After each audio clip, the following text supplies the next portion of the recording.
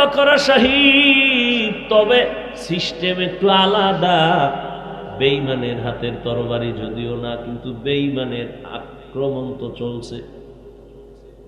বেঈমানের হাতে ডাইরেক্ট নবীর ইন্তেকাল হয় নাই, শহীদ হয় নাই, কিন্তু আল্লাহ শহীদের মর্যাদা দিয়েছেন এইভাবে, ওই যে বিষ মিশ্রিত রুটি নবী এক লোকমা খেয়েছিলেন, ওই বিষের ব্যথা ফাঁকে ফাঁকে উঠে ফাঁকে ফাঁকে উঠে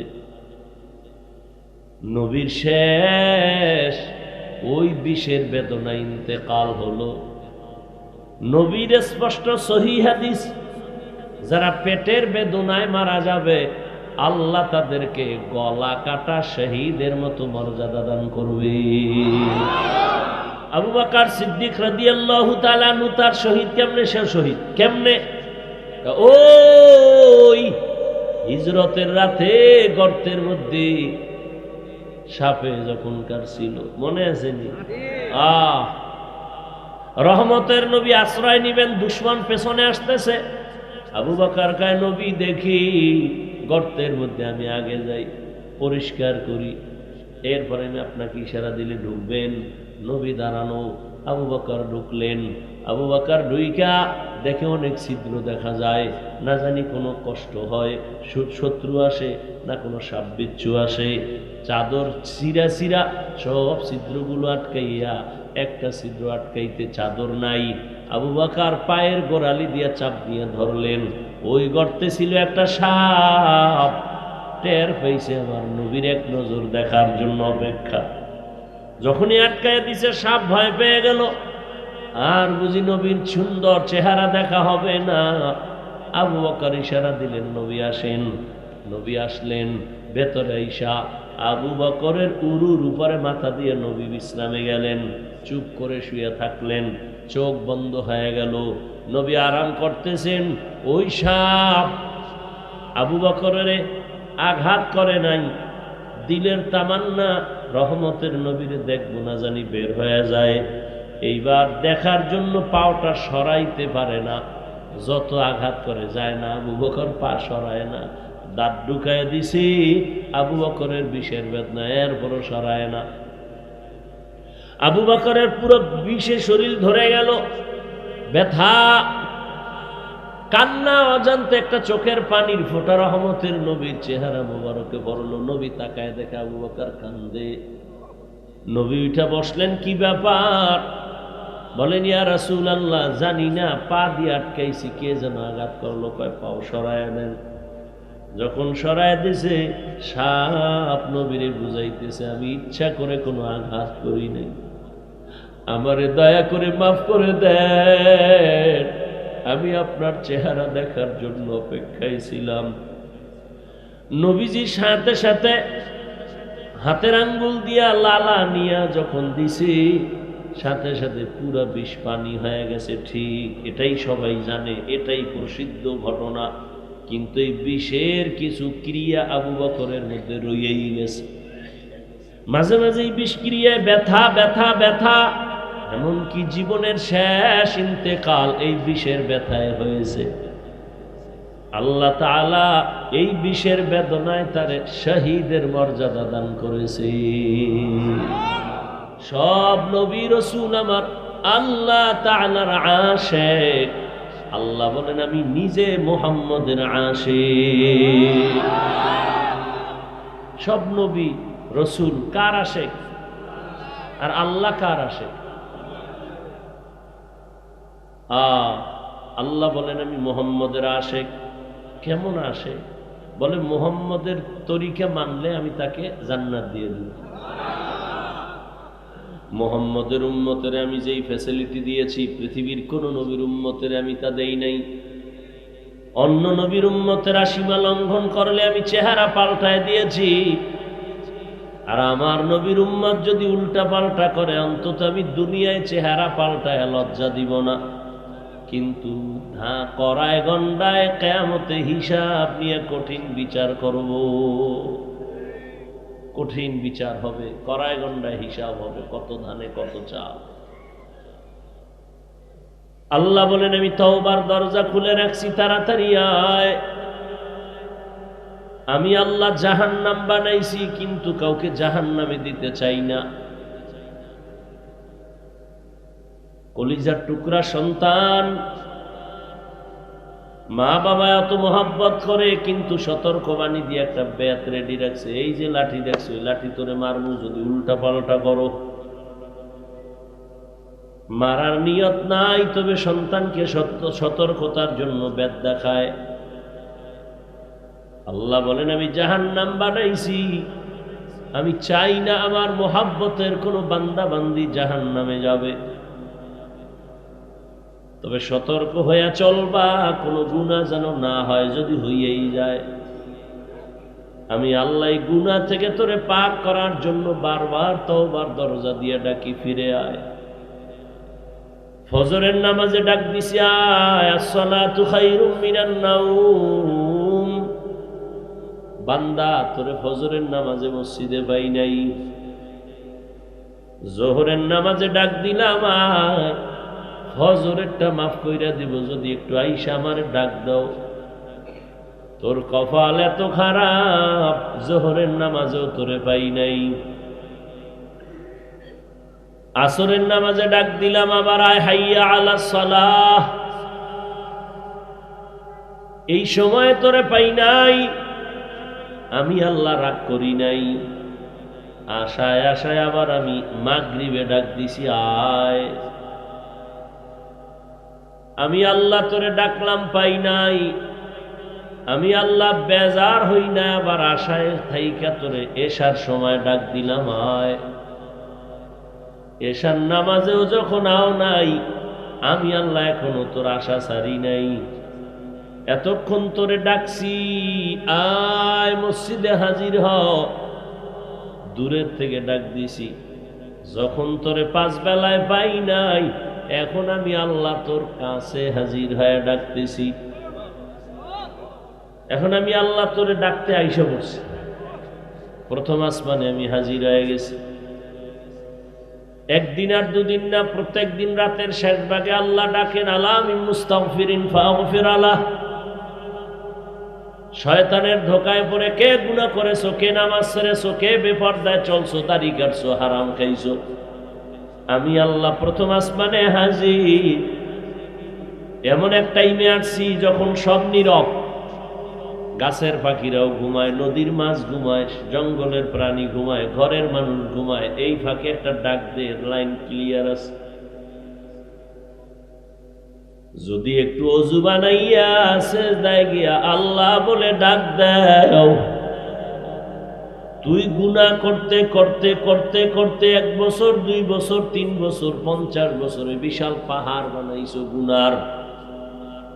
আর আমার কাছে যদি একবার চোখের পানি ছেড়ে বলো, হে মালিক আর গুনাহ করব না, মাফ করো, তোর 50 বছরের গুনাহ আমি 1 সেকেন্ডে মাফ করে দিব। আতিনা ফি দারে দুনিয়া না হাসান, আতিনা ফি দারে উকবা না হাসান, ইয়া গিয়াসাল মুস্তাগীসিন ইহদিনা লিফতিখারা বিল উলুমে ওয়াল গিনা।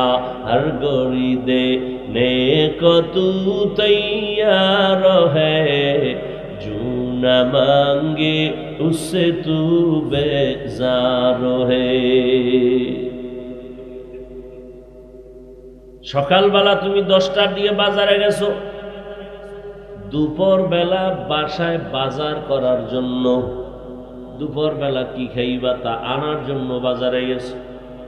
বাজারে গিয়ে গুঁড়া মাছ কিনছো, আলু কিনলা, টমেটো কিনলা, মাছ কিনলা, রুই মাছ। দুপুর বেলা ঘরে আইসা তোমার সকালবেলার বাজার দিছো, ঘরওয়ালারা সুন্দরভাবে রান্না করে পরিপাটি করে পরিবেশন করলো। খানার টেবিলে বসে যদি বলো কি মাছ দিছো, গুড়া মাছ, আর কি বলে রুই মাছ, বলে ইলিশ মাছ দাও।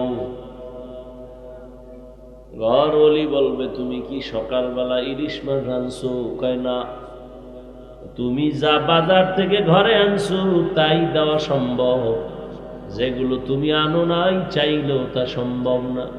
ঝগড়া হবে, তর্ক হবে, এক পর্যায়ে সংসার আলাদা হয়ে যাবে। তুমি যা দেও নাই তা চাইলে দিতে পারবো না।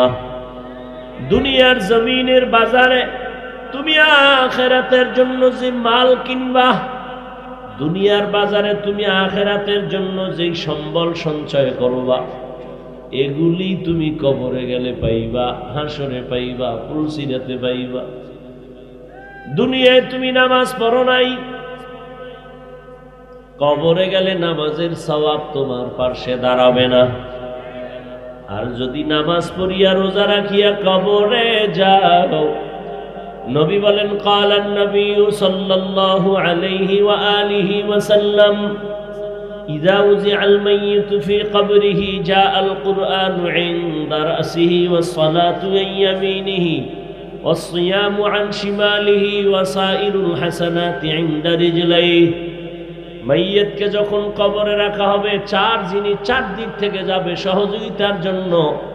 ফেরেশতা প্রশ্ন করার আগে বলবে আসবা না, ডিস্টার্ব করবা না। কে বলে আমি মাথার কিনারায়, বলবে আমি কোরআন। ফেরেশতা ডান দিক দিয়ে ঢুকবে, বলবে সাবধান আসবা না। কে তুমি? বলে আমি হলাম এই বান্দার প্রিয় বন্ধু নামাজ। বাম কিনারা থেকে আওয়াজ আসবে আমি রোজার আমল। পায়ের কিনারায় আসবে আমি যাবতীয় সুন্নতের আমল, মেসওয়াকের আমল, দস্তারখানের আমল। আর আপনি যদি নামাজ না পড়েন কি যাবে?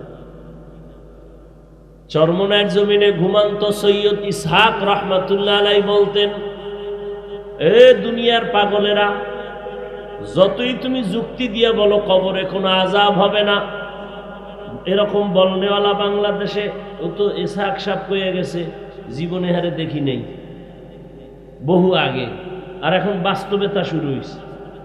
ইউটিউব খুললে বহু আলেমরা এগুলো নিয়ে বক্তব্য দিতেছে, কবরে কোনো আযাব হবে না। হুজুরে সুন্দর একটা সমাধান দিয়ে গেছে। আচ্ছা, যদি আযাব না হয় তাহলে তোমারও পেরেশানি নাই, আমারও পেরেশানি। যাইয়া যদি দেখো নামাজ না পড়ার কারণে ফিডা, যদি আযাব হইয়াই পড়ে তখন উপায় কি? আর আযাব হবে তার দলিলের তো অভাব নাই। শুধু কি তাই, কবরে যে আযাব হবে আল্লাহ তার নমুনা দুনিয়ায় দেখায় দিছেন। কত কবরে আগুন দেখা যায়, কত কবরে সাপ বিচ্ছু দেখা যায়, ধোঁয়া দেখা যায়, বাংলাদেশের ইতিহাস। আবার কত কবরে 30 বছর পরে কাফনটা সাদা, লাশও তাজা, একটা কালো দাগ নাই, কাদার দাগ নাই। 30 বছর পর এই দেশে যত কবরে আযাব দেখা গেল সব বেনামাজির লাশ। আর যত কবরের কাফন সহ তাজা পাওয়া গেল সব হলো নামাজি বান্দার লাশ। মাখন সুসতি নামাজে পাঞ্জে গানা ফাওয়াইলুল লিল মুসাল্লিনাল্লাযিনা। অনেক কষ্ট হইতেছে আমার কথা বল, পুরা মাথা ঘাড় ব্যথায় অস্থির, জোর করে বলতেছি। মনে হয় শুয়ে পড়লে ঘুমাইছে, পাগল হয়ে যেতেছে। মানুষও পাগল বানায় না, কি করা। কমিটিরা যে দাওয়াত নেয় তখন মনে হয় পৃথিবীতে ওর থেকে আমি বড় পীর আর ওর জন্য নেই। যা কই হ্যাঁ হুজুর ঠিক ঠিক, হুজুর ওয়াজ লাগবে না তো কেন যাবো, একটা শুধু দোয়া করে দেবে। কি পরিমাণ আমারে পিসাব মাইনা এরপরে ডেটগুলো নেয়। আল্লাহ,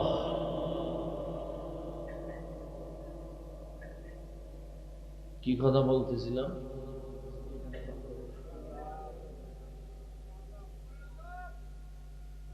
চার জিনিস যাবে কবরে, সেটা দুনিয়ার থেকে অর্জন করা লাগবে, না হয় কবরে যাবে না। তো কবরে আযাব হবে এর দলিল অভাব নাই। রহমতের নবী রাস্তা দিয়া চলতেছেন, সাহাবায়ে কেরাম সাথে চলতেছেন। হঠাৎ করে বললেন, হে সাহাবায়ে কেরাম দাঁড়াও, কবরের মধ্যে আযাব হইতেছে, দোয়া করি। কে কয়? রহমতের নবী বলেন, দাঁড়াও, কবরের ভেতরে আযাব। এখন প্রশ্ন একদল কইরেই ফেলবে, আর প্রশ্ন করার এলাকায় তো হইছে। নবী গায়েব না জানলে কবরের আযাব দেখে গেল কি? আহলে সুন্নাত ওয়াল জামাতের বিশুদ্ধ আকীদা, একমাত্র গায়বের মালিক আমার আল্লাহ, জমিনে আর কেউ গায়ব জানে না। আচ্ছা, আমাকে সহজ, আমি পেঁচ গোছের কথা কম কই, কারণ আমার শ্রোতারাও সাধারণ মানুষ, বয়ানও সহজে দিতে চাই যাতে সহজে বুঝে। পেঁচের বয়ান করি না, আর আমার এই পেঁচ দেওয়ার নিয়ে এলেমও আমার নাই। আচ্ছা, আমাকে সহজে একটু আল্লাহ বিবেক দিছে, বলেন তো আল্লাহ কয়জন? আল্লাহ যে এক, কোন দিক থেকে এক বুঝা করেন? কিন্তু আল্লাহর এক মানে কি? তার সমান আরো একজন আছে? তার ক্ষমতার মতো কারো ক্ষমতা আছে? তার স্পেশাল গুণের মতো কারো গুণ আছে? সবাই একমত? কেউ যদি মনে করে আল্লাহর স্পেশাল গুণটা আরো একজনের মধ্যে আছে, তাহলে কি আল্লাহ ওই গুণের ক্ষেত্রে এক থাকে না দুই হয়ে গেল? শরীক হইল না, শিরিক হইল না? এই কথাটা মাথায় রাখবেন। তাহলে আল্লাহ তো গায়েবের মালিক, কথা বলেন না কেন? নাকি বলবেন যে আল্লাহ গায়েব জানে না? জানেন। এই গুণটা আল্লাহর স্পেশাল। এখন যদি বলেন এই গায়েব জানা যে আল্লাহর একটা গুণ, এই গুণটা আমার নবীর মধ্যেও আছে অথবা পীরের মধ্যেও আছে, যদি মনে করেন, তাহলে আল্লাহর এই গুণটা কি আল্লাহর জন্য একক থাকলো? বাগ হইছে না? তাহলে আল্লাহ তো ওই ক্ষমতাওয়ালা যার মধ্যে কারো অংশীদার নাই। কথা বুঝাইতে পারছি? আল্লাহর ক্ষমতা আর একজনকে দেওয়া, আল্লাহর গুণ কারো মধ্যে আছে, তুলনা দেওয়া, মনে করার নাম শিরিক। যারা মনে করে তাদের নাম মুশরিক। আল্লাহর এটা স্পেশাল গুণ। রিজিক দেনেওয়ালাকে, এটা আল্লাহর স্পেশাল গুণ। এখন এই গুণটা আরো কারো মধ্যে আছে, যদি মনে করে যে আমার সরকারও রিজিক দেয়, গ্রামীণ ব্যাংকও রিজিক দেয়, আর ছেলেরাও চাকরি করে আমার রিজিক দেয়, তাহলে আল্লাহর যে একক ক্ষমতা রিজিক দেওয়া, এটার থাকলো? ভাগ হইল না? তাহলে আল্লাহ যে এক, এ কথাটা আর থাকে না। আর আল্লাহ এক যদি বলতে চান, তাহলে রিজিক দেনেওয়ালাও ক্ষেত্রেও আল্লাহ কি? এখানে কারো অংশীদারিত্ব? কেউ যদি মনে করে আছে, মনে করার নাম শিরিক। যে মনে করবে তার নাম মুশরিক। তুমি হেন উঠছো কেন? বয়ান শুনতে? হ্যাঁ, বয়ান শুনো। তুমি এদিক সেদিক তাকাও কেন?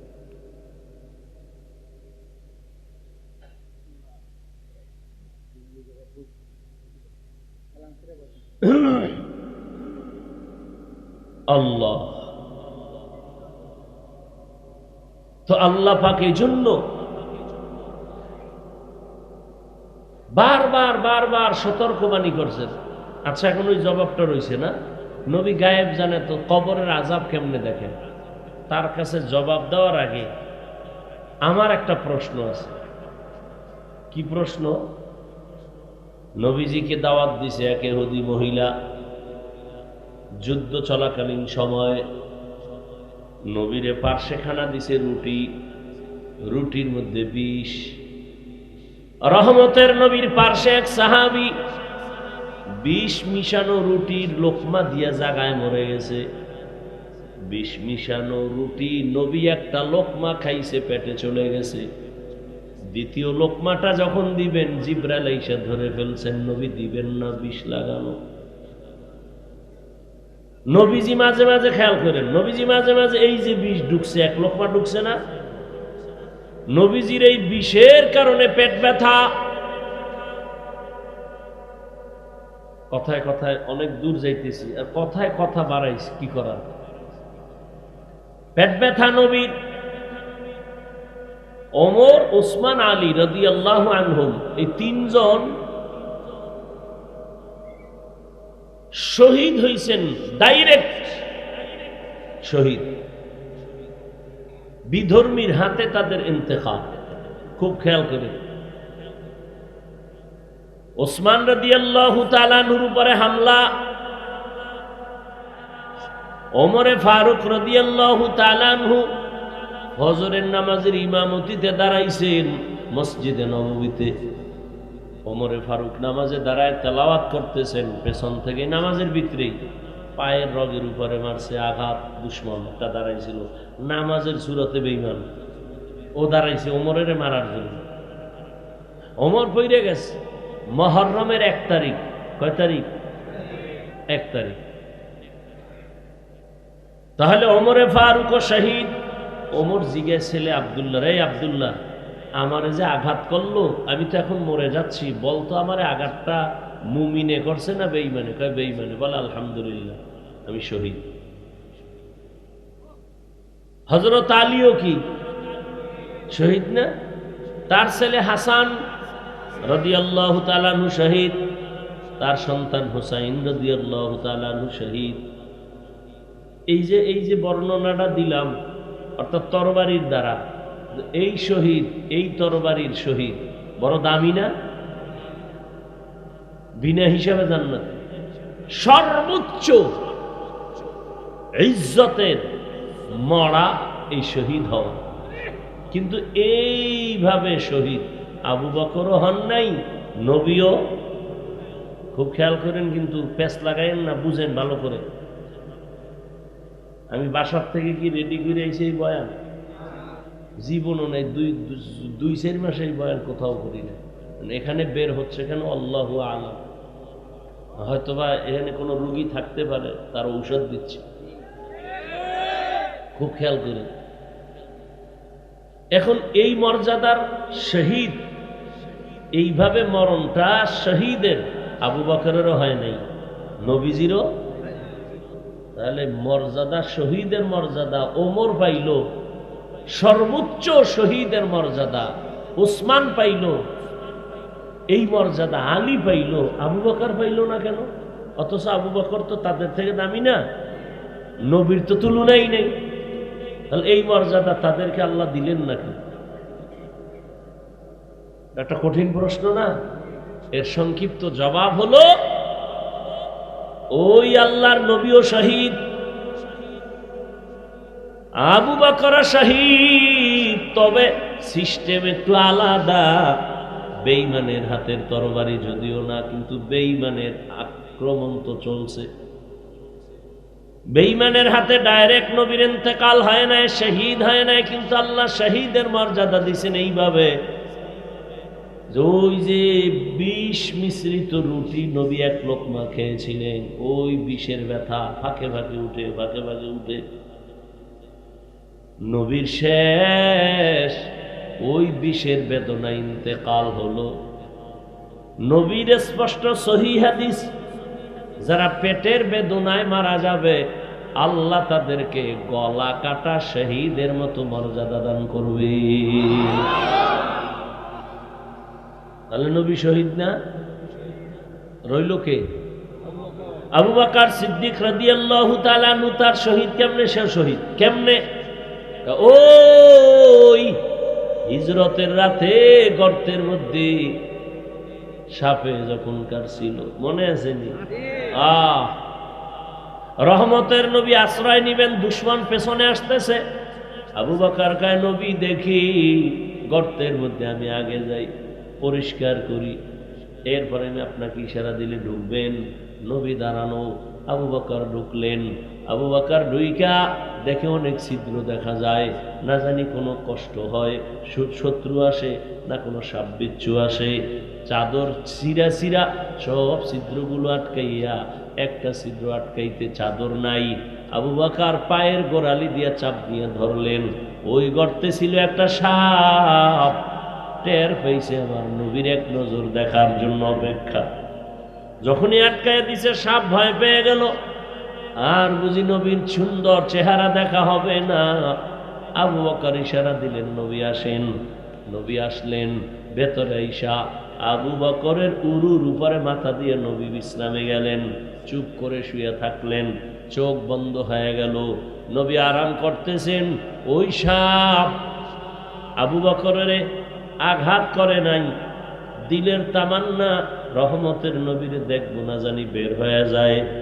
এইবার দেখার জন্য পাওটা সরাইতে পারে না, যত আঘাত করে যায় না। আবু বকর পা সরায় না, দাঁত ঢুকায় দিছি আবু বকরের বিষের বেদনা, এরপরও সরায় না।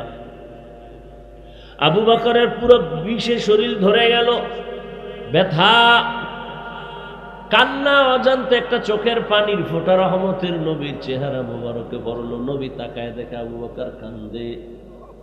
নবী উঠা বসলেন, কি ব্যাপার?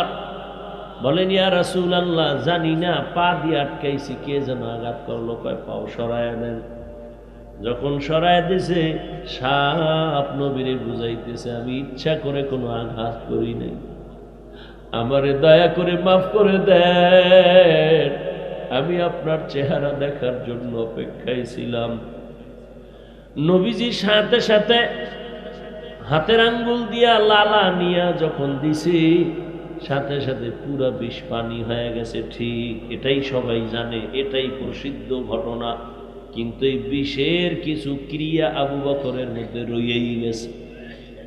মাঝে মাঝে এই বিষ ক্রিয়ায় ব্যথা ব্যথা ব্যথা, এমনকি জীবনের শেষ ইন্তেকাল এই বিষের ব্যথায় হয়েছে। আল্লাহ তাআলা এই বিষের বেদনায় তারে শহীদের মর্যাদা দান করেছে। আবু বকর তো ওই আশেক যে আল্লাহ নিজে সাহাবায়ে কেরামদের মধ্যে শুধু আবু বকরকে আসমান থেকে ডাইরেক্ট সালাম পাঠিয়েছেন। আবু বকরকে আল্লাহ নিজে সালাম পাঠিয়েছেন, জিবরাইল, আমার আবু বকরকে আলাদা সালাম দাও।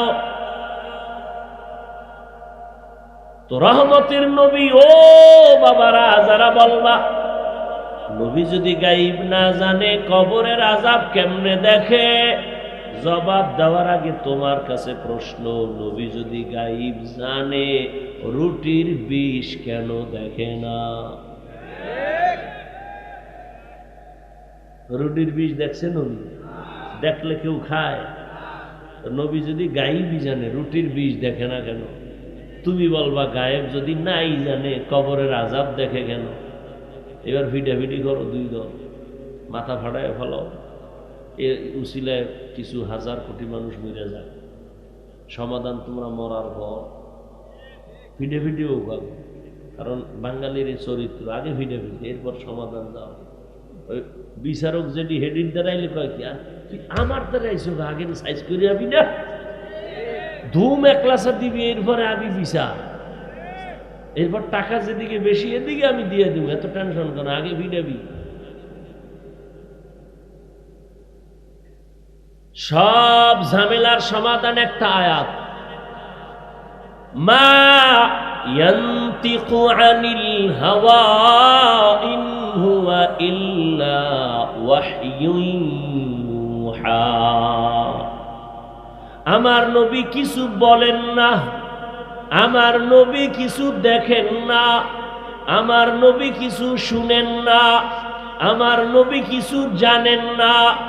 আমার আল্লাহ যা বলান নবী বলেন, আল্লাহ যা দেখান নবী দেখেন, আল্লাহ যা নবীকে শুনান নবী শুনেন। রুটির বিষ নবীরে আল্লাহ দেখান নাই, দেখেন নাই, কবরের আযাব আল্লাহ দেখাইছেন, আমার নবী দেখেছে। কাদের কুদরত দারি বার কামাল, আনতা রব্বি আনতা হাসবি জুল। এই একটা কথার জন্য কত বড় কপাল পরা মানুষ, এই হুজুরে গাইড মানে না, হুজুরের লাগে নাই। তুই যে গাঞ্জা খাও, নামাজ পড়ো না, দাড়ি রাখো না, পর্দা করো না, এ নিয়ে কোনো টেনশনই নেই। ও হুজুর সাইডে দিছে 13 জন, বাহাদুর হয়ে গেছে, ও হুজুরের লগে নাই, ও জান্নাত আলাদা কিনে ফেলছে। অথচ যে নামাজ পড়ে না, দাড়ি রাখে না, পর্দা করে না, হারাম খায়, সুদ খায়, ঘুষ খায়, আল্লাহ যে ওর বিরুদ্ধে জিহাদের ঘোষণা কোরআনে দিয়ে রাখছে হে খবর নেই। ওর ঘরে তৈরি জন্ম নিতেছে হারামজাদা। কি জাদা? হারামজাদা। হারাম খাওয়াইয়া যেই সন্তান জন্ম হবে, ওই সন্তান কোনোদিন মা বাবার খেদমত করবে না। ও চিন্তা নাই হুজুরে ভাগরি বান্ধে না কেন, এইটা হইল ওর চিন্তা। আল্লাহ হেদায়াত দান করবে। কবরে আযাব হবে না যদি এটাই মনে করো, তো তোমারও পেরেশানি নাই, আমারও নাই। আর যদি আযাব হয়, বলো বাবা তোমার উপায় কি, আমার উপায় কি? আর তাই রহমতের নবী বলেন, আমাকে বুড়া বানাইছে কবরের চিন্তা, মরণের চিন্তা। উসমান রাদিয়াল্লাহু তাআলা আনহু 10 জন সাহাবাদের একজন, কবর দেখলে হাউ মাউ করে চিল্লায় কাঁদতেন। জিজ্ঞাসা করা হলো, কবর দেখলে আপনি কাঁদেন কেন? উসমান বলে, কবরে যাওয়ার পর আমার প্রথম ঘাটি যদি আটকায় যায়, সামনেও আটকায় যেতে হবে। এরে আল্লাহর বান্দারা, ও যুবক, ও বৃদ্ধ বাবাজি, পর্দার আড়ালের মা বোনেরা, কয়দিন আর চোখের সামনে কত লাশ আর লাশ। এমন একটা দিন নেই যে যুবকের মরণের লাশ পাই না। গাড়ির নিচে লাশ, পানির নিচে লাশ, ঘুমের বিছানায় লাশ। মহামারী করোনায় কত জীবন চলে গেল, ছাত্র জনতার আন্দোলনে কত জীবন চলে গেল। ও আল্লাহর বান্দারা, তুমি সুস্থ, তবে কয়দিন আর বাঁচবা? অসুস্থ রোগীরে ডাক্তার কয় মনে যাচায় খাওয়া বাঁচবে না। অথচ দেখা গেছে অসুস্থটাই বেঁচে আছে, তার ভাই সুস্থ ছিল, মরে গেছে।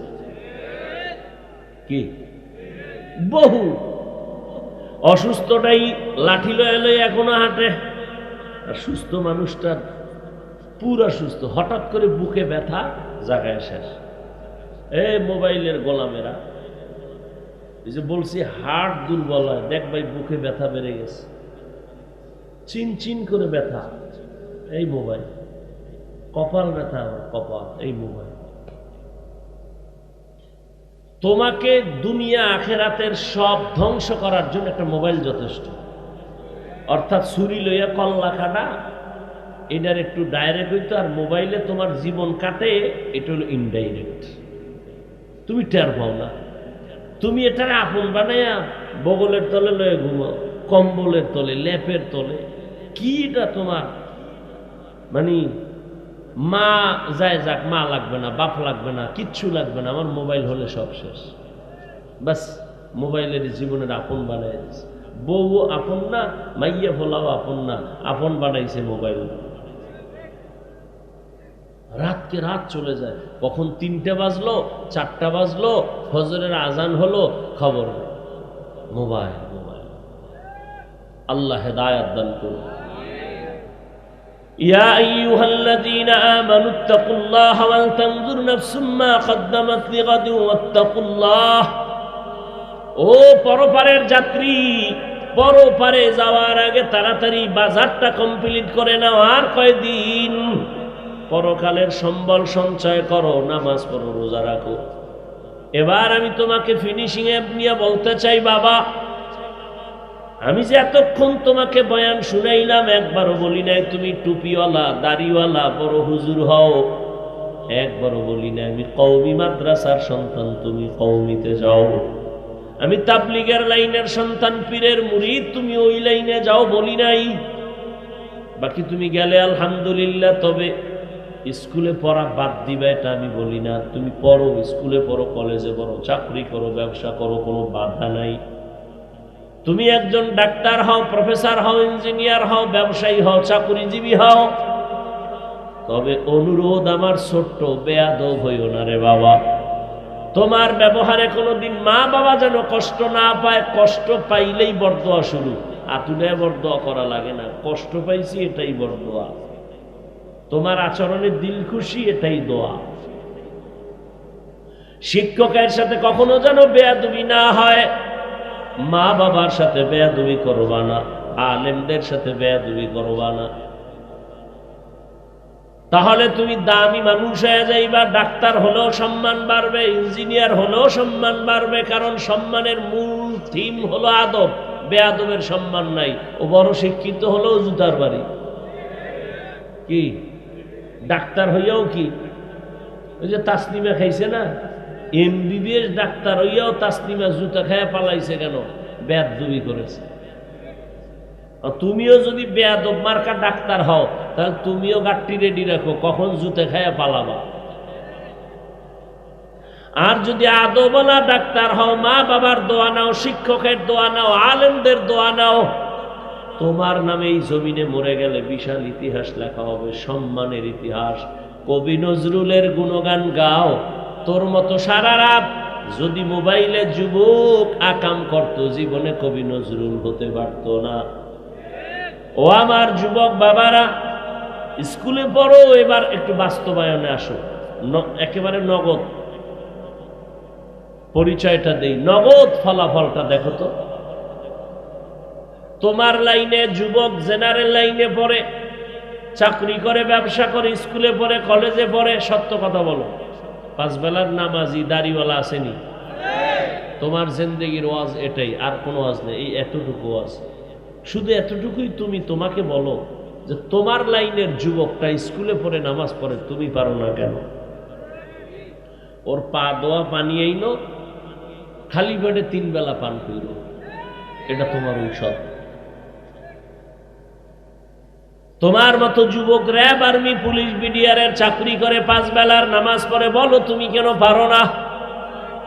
তোমার মতো যুবক রাস্তায় গাড়ি চালায়, নামাজ পড়ে, তুমি কেন পারো না? তোমার মতো যুবক ওসি, ডিসি, এসপি দাড়িওয়ালা নামাজি আছে, তুমি পারো না কেন?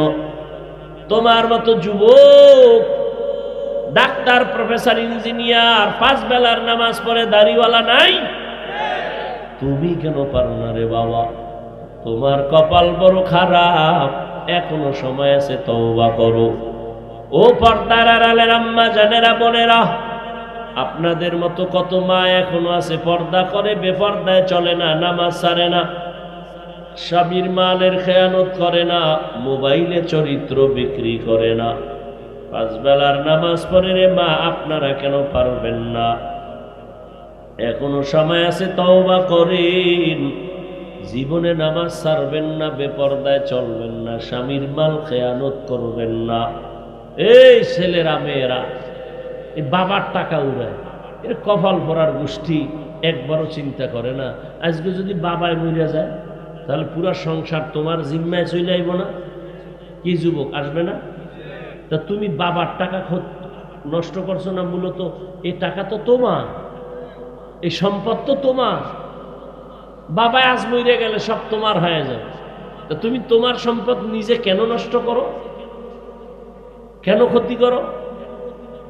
আসল পুঁজির থেকে যদি কেউ খেয়ানত করে, ভালো করে লিখে রাখবা, কোন কামাই রুজি রোজগারের আসল পুঁজি যদি কেউ চুরি করে, খেয়ানত করে, যেমন তোমার বাবার টাকা, স্বামীর টাকা স্ত্রী খেয়ানত করে, বাবার টাকা সন্তান খেয়ানত করে, ওই সংসারে কোনোদিন কোটি কোটি টাকা কামাই করলেও বরকত হবে না, হবে না। তা তুমি তোমার বাবার ক্ষতি করো না, মূলত তোমার ক্ষতি। তোমার বাবা তোমার জন্য কামাই করে, নিজের জন্য কিচ্ছু করে না। কোনো বাবা নিজের চিন্তা করে না, সন্তানের চিন্তা করে, স্ত্রীর চিন্তা করে, গাধার মতো কাজ করে। সন্তান শান্তিতে থাক, এটাই তার শান্তি, স্ত্রী শান্তিতে থাক, এটাই তার শান্তি। এই চিন্তা যদি মা করত, কোনদিন স্বামীর মালের খেয়ানত করত না। সন্তান যদি করত, মা বাবার টাকা চুরি করত না। এই মোবাইলকে কেন্দ্র করে কি পরিমাণ টাকা চুরি করো মা বাবা। নিজের কপাল নিজে ভুগতেছো। এখনো সময় আছে, তওবা করো, আল্লাহকে মনে মনে বলো, শুনাইয়া বলা লাগবে না, মনে মনে বলো, হে আল্লাহ, জীবনে কত শয়তানের ধোকায় পড়ে দাড়ি কাটলাম, নামাজ ছাড়লাম, বেপরদায় চললাম, আজকে থেকে রেডি হয়ে গেলাম, আর নামাজ ছাড়বো না, বেপরদায় চলবো না, মা বাবার সাথে বেয়াদবি করব না, শিক্ষকের বরদোয়া নিব না, উলামায়ে কেরামের পরামর্শ নিয়ে নবীর তরিকায় চলবো। তওবা করার মতো যদি নিয়ত হয়, মুনাফিকি যদি না থাকে, তওবার খাঁটি নিয়ত যাদের আছে, দুটো হাত আমার আল্লাহকে দেখায়া দাও। আয় আল্লাহ, হাতগুলো কবুল করে নেন, তওবা কবুল করে নেন। আয় আল্লাহ, আমরা তওবার নিয়তে যারা হাত তুলছেন, আর নামাজ ছাড়বে না, বেপরদায় চলবে না, দাড়ি কাটবে না, মা বোনেরা বেপরদায় চলবে না, মোবাইলে চরিত্র নষ্ট করবে না, স্বামীর মাল খেয়ানত করবে না, আমাদের তওবা কবুল করে নেন। তওবার উপরে মজবুত হইয়া চলার তৌফিক দান করেন, আমিন।